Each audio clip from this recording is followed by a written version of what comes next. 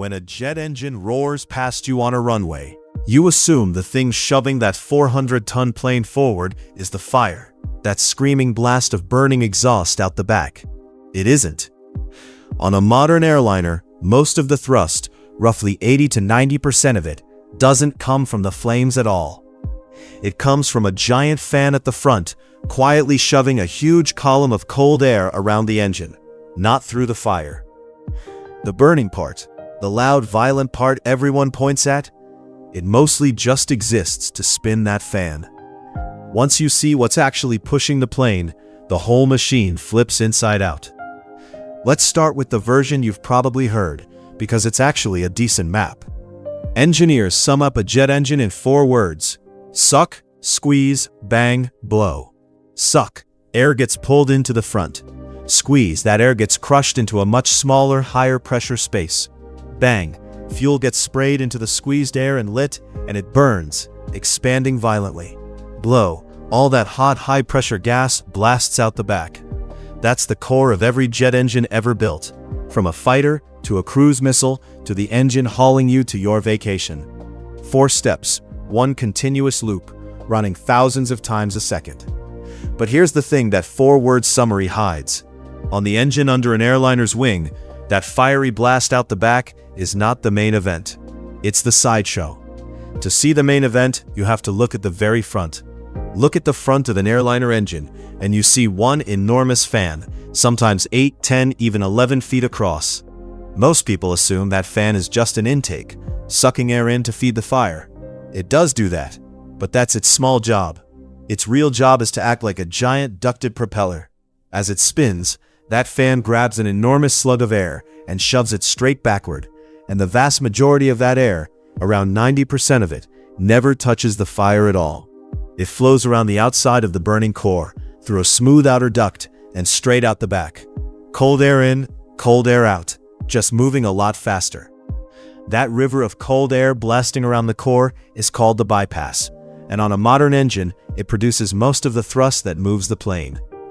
This is what a high bypass turbofan means. Bypass because most of the air bypasses the fire. Turbofan because a turbine spun by that fire is what drives the fan. So the fire's real purpose isn't to blast you forward directly. Its purpose is to spin that fan, and the fan moves the plane. The flames are the engine. The fan is the propeller. Now let's follow the small stream of air that does go into the fire, because that's where the power to turn the fan comes from. That small stream of air that enters the core is where suck, squeeze, bang, blow actually happens. Follow it. First, the squeeze. The air runs into the compressor. Rows and rows of spinning blades, each row smaller than the last. Every stage crushes the air into a tighter space, and by the time it reaches the end, the pressure can be 30, 40, even 50 times what it was outside. Crushing air like that also heats it up, a lot. Hundreds of degrees before a single drop of fuel is added. Next, the bang. That super compressed, superheated air pours into the combustor. Fuel sprays in as a fine mist. Spark plugs called igniters light at once, and from then on, it burns continuously. A controlled fire that never goes out while the engine runs. The gas expands violently, and its temperature can climb past 1500 degrees Celsius, hotter than the melting point of the metal around it. Hold that thought, because it matters later. Then, the crucial part everyone skips. Before that screaming hot gas can leave, it has to blast through the turbine, another set of bladed wheels sitting right behind the fire. The gas slams into those blades and spins them hard. And that's the secret handshake of the whole machine. The turbine is bolted by a shaft running straight down the center of the engine to the compressor and the fan up front. So the fire spins the turbine spins the shaft, and the shaft spins both the compressor that feeds the fire and the giant fan that moves the plane. The engine literally powers itself. Only after the turbine has taken its cut does the leftover gas finally blow out the back as exhaust. Here's a wrinkle that makes it work even better. The fan wants to spin slowly. Its blade tips are already near the speed of sound just from being so big. But the compressor deep in the core wants to spin fast. One shaft can't do both well. So engineers use two shafts, nested one inside the other, spinning at different speeds and completely independent. Each shaft plus the wheels it connects is called a spool. The low-pressure spool links the big, slow fan to a big turbine at the very back. The high-pressure spool links the fast little compressor to a turbine right behind the fire. Same fire drives both, but each runs at the speed that suits it. Some engines even use 3 spools. That's it. That's all a spool is. A shaft with a fan or compressor on one end and a turbine on the other. And one engine stacks 2 or 3 of them inside each other. It's one of those details that sounds complicated and is actually just let the slow part be slow and the fast part be fast. So if the fan does most of the work, why not just make it huge? That's exactly what's been happening for 50 years. Engine fans have grown bigger and bigger, and there are 2 reasons. First, efficiency. It turns out it's far more efficient to push a huge amount of air gently than a small amount of air violently. A big fan moving a massive column of cold air a little bit faster gets you the same thrust as a small screaming jet while burning less fuel. That's the entire reason airliner engines got fat and round instead of thin and pointy like an old fighter jet. More bypass, less fuel. Second, noise. That old thin jet is loud because it fires a thin, super fast blast of exhaust straight into still air, and that violent shearing is what makes the ear-splitting roar. A big fan moves its air slower and wraps a sleeve of that cooler, slower bypass air around the hot core jet, cushioning it. Slower air mixing more gently is simply quieter. So the same change, a bigger fan makes the engine both cheaper to run and easier on your ears.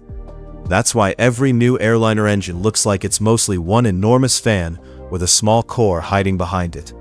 Because functionally, that's exactly what it is. This machine is a marvel, but it is not magic, and it makes some brutal trade-offs. Here's the honest list. It needs air. The whole engine is built around grabbing outside air, squeezing it, and burning fuel in it. No air, no engine. That's why a jet can't work in space, where there's nothing to breathe, and it's why rockets, which carry their own oxygen, are a completely different animal. It's also why jets lose thrust at very high altitude where the air gets thin. It eats what it inhales. That giant fan sucks in everything in front of it, including birds. A bird strike can dent or shatter fan blades, which is why new engines get tested by firing dead birds into them at full power, and why blades are engineered to break safely rather than fly apart. Ingest enough, and an engine can flame out. The heat is at war with the metal. Remember, the gas in the combustor runs hotter than the melting point of the turbine blades it's about to hit. The only reason those blades survive is a set of tricks. They're carved from exotic single-crystal superalloys, coated in ceramic heat shields, and threaded with tiny internal channels that bleed cooler air out through pinholes to wrap each blade in a thin film of its own cool air. The blade is basically flying through fire while sweating cold air to keep from melting. It's some of the hardest engineering on Earth, and it's happening a few feet from your seat. And it can't just go. Push a car's gas pedal and you get instant power. A jet engine has to spool up, physically accelerate those heavy spinning masses from idle to full speed, which takes several seconds. That lag is exactly why pilots spin the engines up and let them stabilize before releasing the brakes for takeoff. The engine has enormous power, but it needs a moment to gather it. So let's kill the 2 big myths. Myth 1.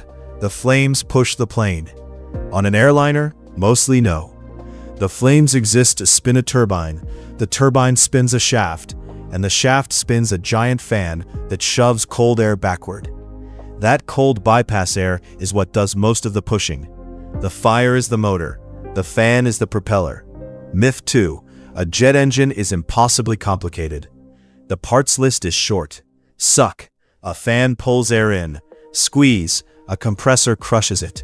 Bang. Fuel burns in it. Blow. Hot gas rushes out. But first it spins a turbine that drives the compressor and the fan through a shaft, so the whole thing keeps itself running. Everything else, the spools, the cooling, The huge fan is just clever refinement of those 4 moves. That's the whole machine, a self-powered fan, spun by a fire it feeds itself, quietly throwing a mountain of cold air out the back, while the flames get all the credit. Subscribe to Whambox for more How Does It Actually Work explainers.